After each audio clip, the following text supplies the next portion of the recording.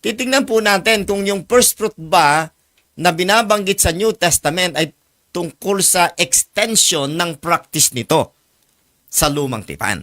Okay? So, meron yatang 8 hanggang 7. 7 yata hanggang 8 mga kapatid na banggit ng salitang first fruit. Tignan po natin. Number 1 is Romans 8:23. Basahin lang muna natin. Tapos mamaya natin i-analyze ha. Okay, Romans 8:23. And not only they, but ourselves also, which have the first fruits of the Spirit, even we ourselves groan within ourselves, waiting for the redemption of our body. Ano daw? First fruit of the Spirit. Ano ang tinutukoy o sino ang tinutukoy na first fruit of the Spirit? You can guess, but mamaya natin ipaliwanag. Romans 16:5. Romans 16:5. Likewise, greet the church that is in their house. Salute my well-beloved Ephanetus, who is the first fruits of Achaia unto Christ. Nabanggit na naman yung salitang first fruits.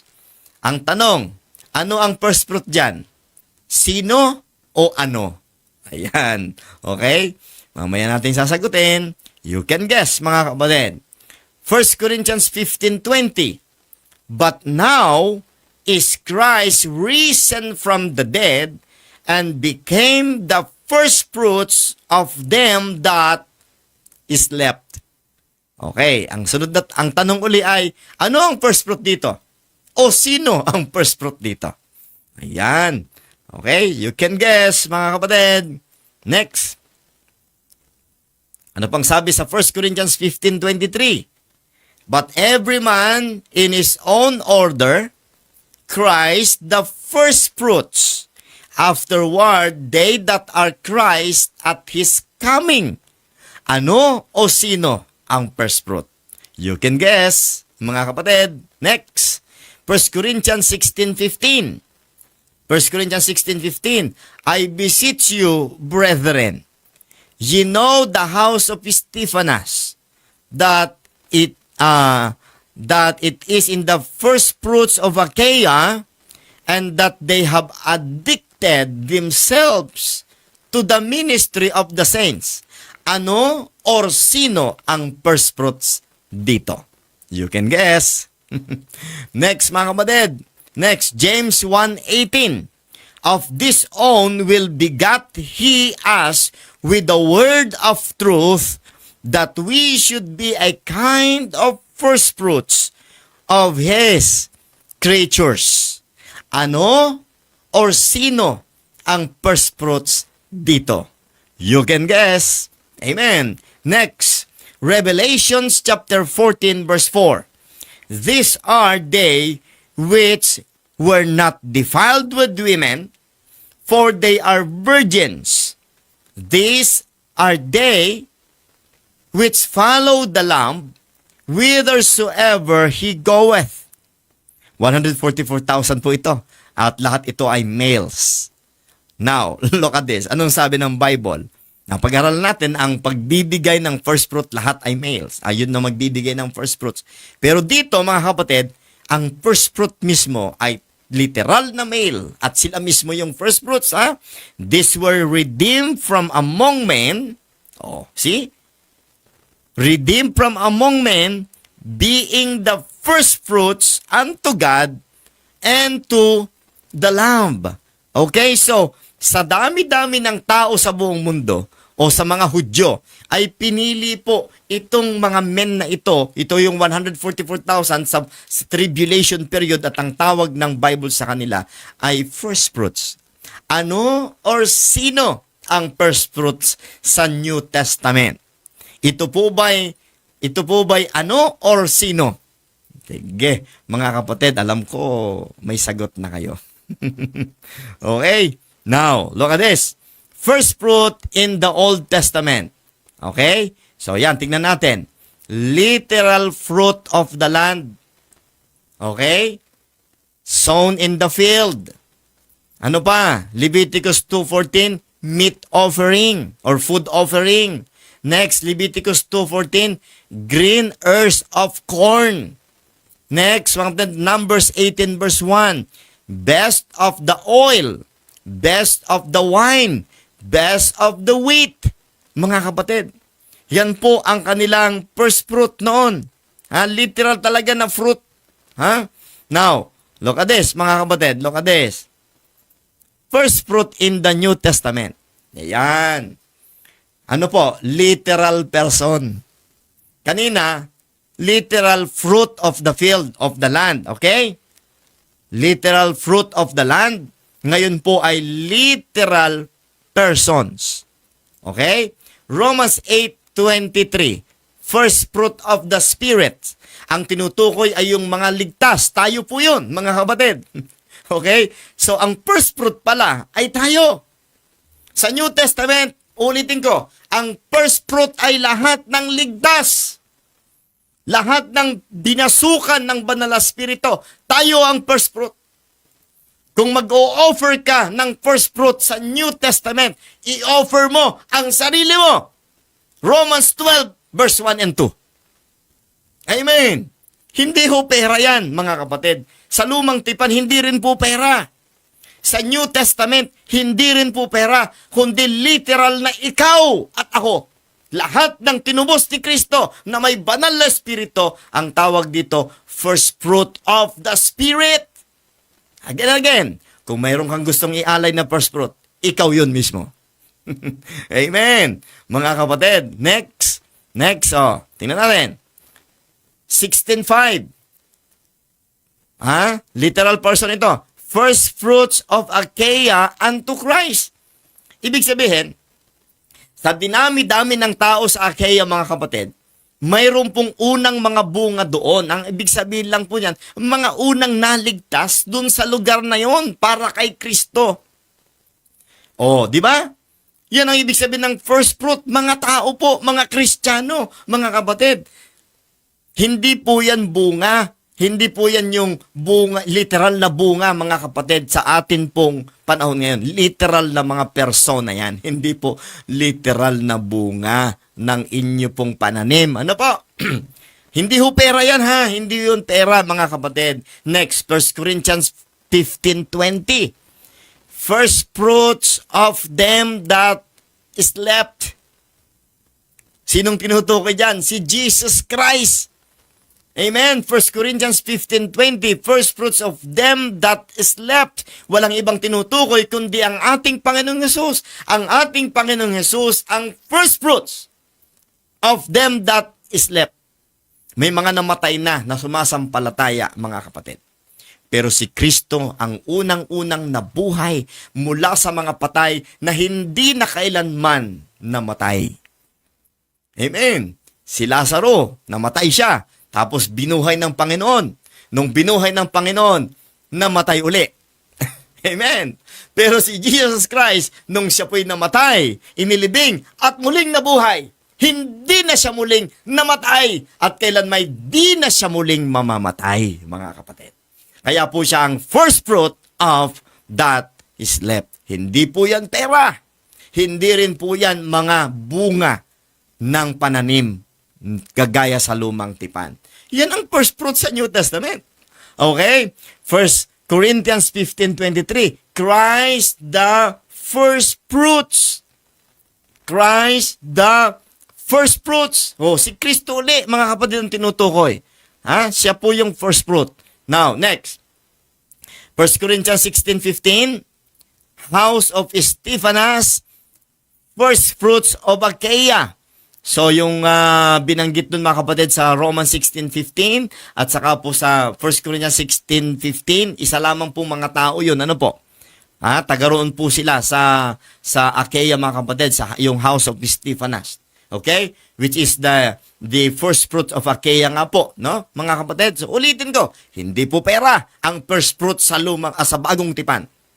Ito po'y literal na mga tao, mga kapatid. At hindi lang basta literal na mga tao, si Kristo po ang first fruit. Ang mananampalataya po ang first fruit, mga kapatid. Next. James 1:18. First fruits of His creatures.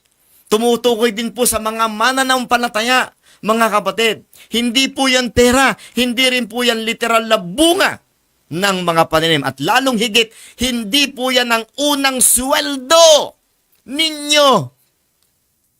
Okay? Ulitin ko ha, hindi yan unang sweldo ninyo. Saan nyo nakuha yan? Ha?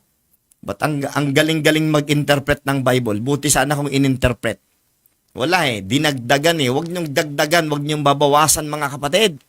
Huwag nyong i-practice ang mga bagay-bagay na nagiging dahilan upang lalo pang maging covetous ang tao.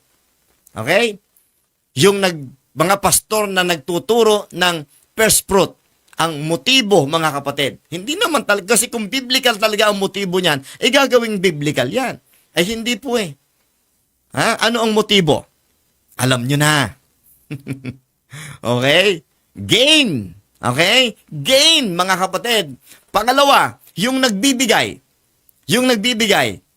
Ano po ang motive? May possibility na tama ang motibo bilang pagmamahal nila sa Diyos, kasi hindi naman nga po nila alam Sabi ng pastor opo, siya nga po.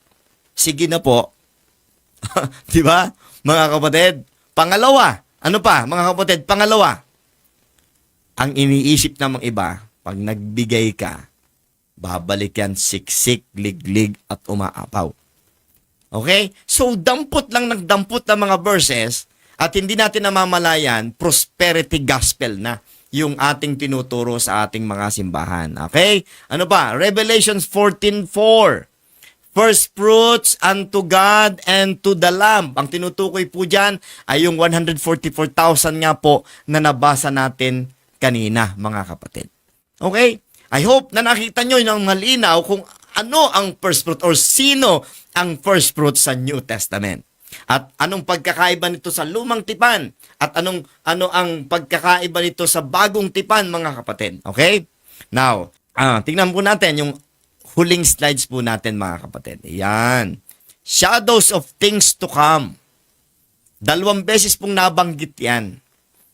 At ang tinutukoy ay si Jesus Christ talaga. Okay? Anong sabi sa Colossians 2:16? Let no man therefore judge you in meat or in drink or in respect of an holy day. Sa araw ng kapistahan na yon ay nagbibigay sila ng first fruit, mga kapatid. Okay? Or of the new moon or of the Sabbath days, verse 17, which are a shadow of things to come, but the body is of Christ. Si Jesus Christ po ang lahat, mga kapatid. Kaya pag nasa iyo si Kristo, may first fruit ka na sa buhay mo. Siya po yun. Amen. At ikaw rin mismo, dahil nga ikaw ay na kay Kristo, first fruit din ang tawag sa'yo. Hindi po pera. Kaya nga sabi ko, inuulit-ulit ko, kung may iaalay ka man, ay isang buhay na alay. Walang iba kundi ikaw mismo. Kung kalooban mo at desire mo na tumulong sa ministry, okay? Magbigay ka ng naaayon sa iyong puso.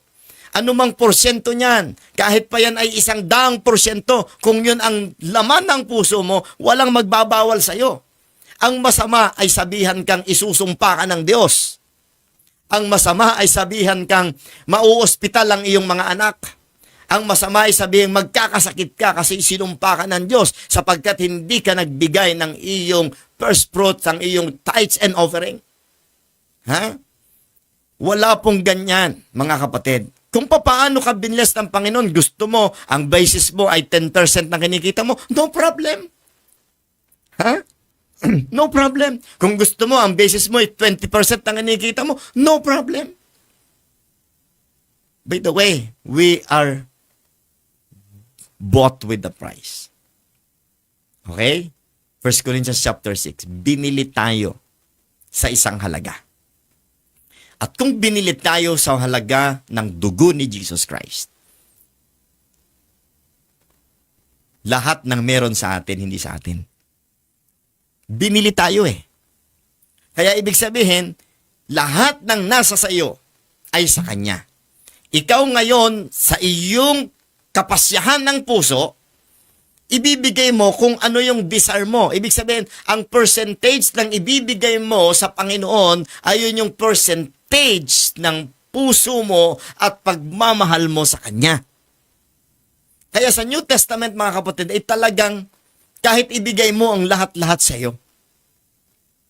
Para kang maging widow na lahat, yun na lang talaga ang pera mo, ibigay mo pa lahat.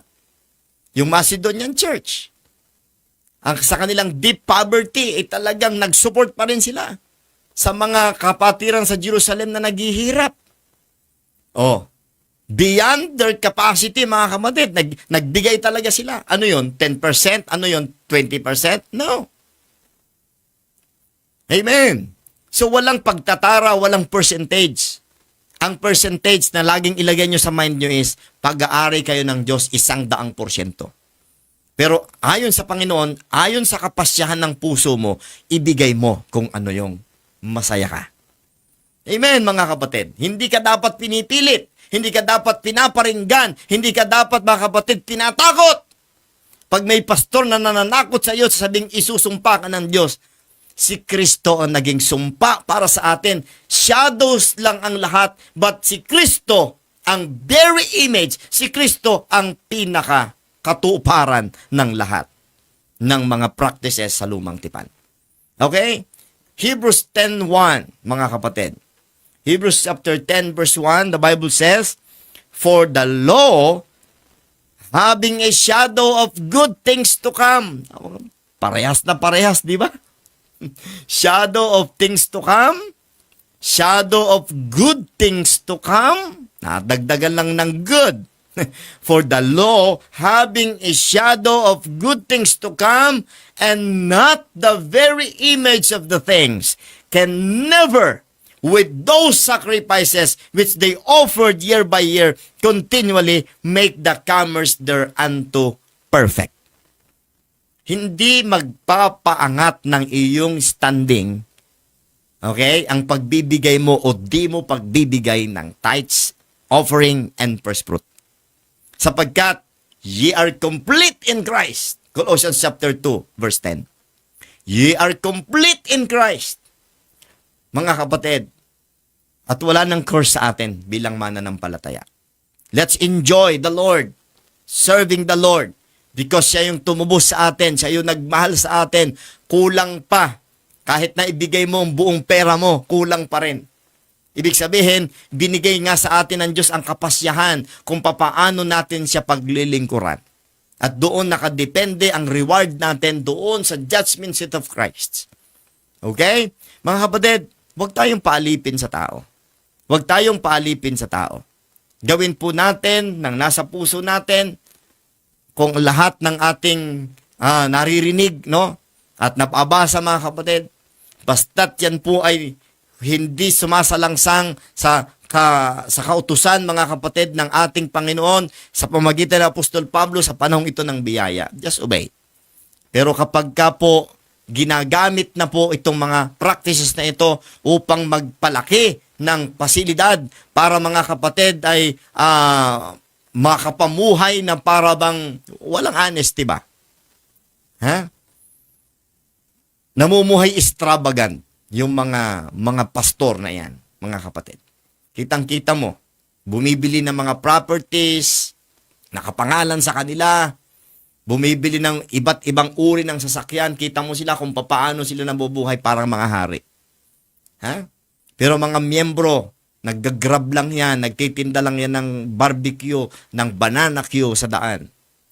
Okay? Lahat yun, may mga first fruits. Okay? So mga kapatid, ang gusto kong makatutunan nyo ngayon, maging balanse po tayo. Nasa panahon po tayo ng apostasiya.